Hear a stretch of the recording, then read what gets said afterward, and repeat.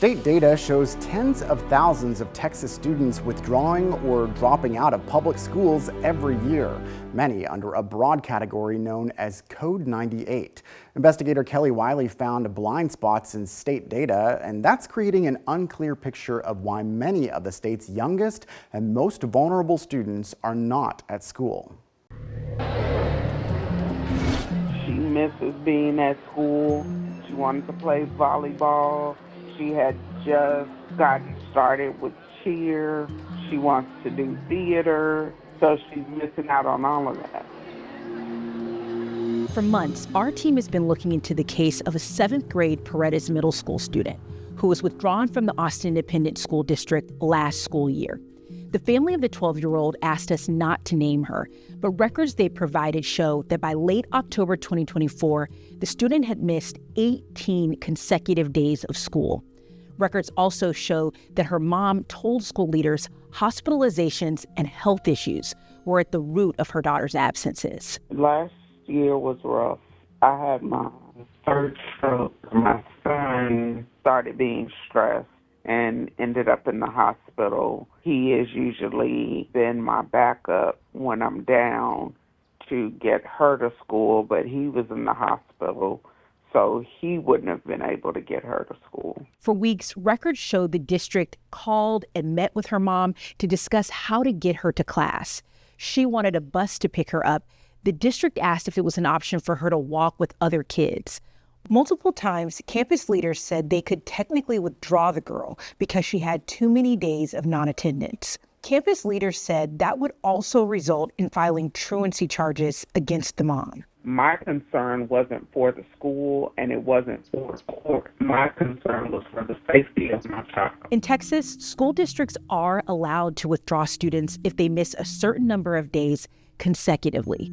Our team wanted to know how often that happens, but we learned the state doesn't really have a clear answer.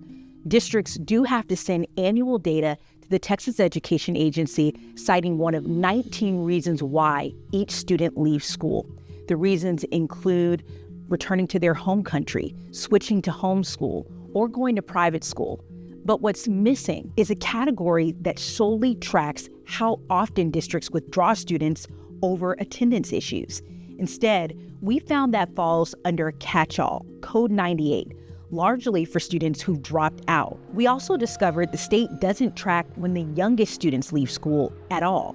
TEA says it only collects that data for grades 7 through 12 to align with federal reporting requirements.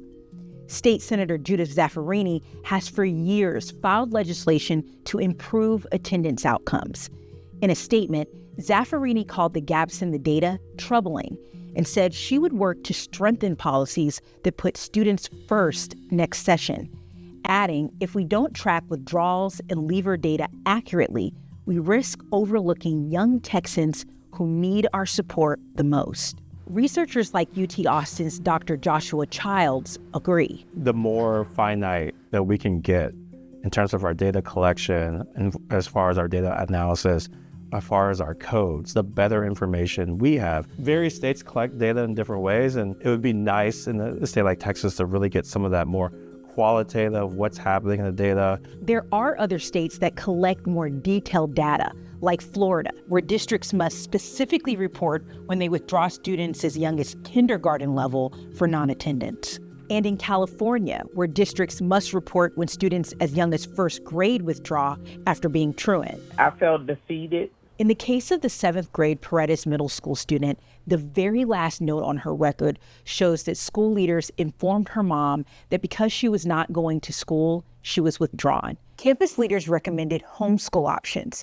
Records also show her mom signed off on the withdrawal. Austin ISD did not agree to an interview, but said in a statement it does not have a policy to encourage truant families to withdraw to homeschool.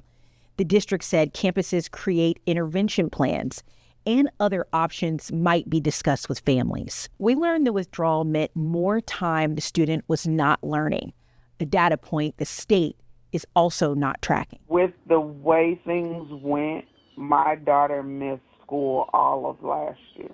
Well, from November. I wasn't able to actually get her enrolled in the program until June of this year.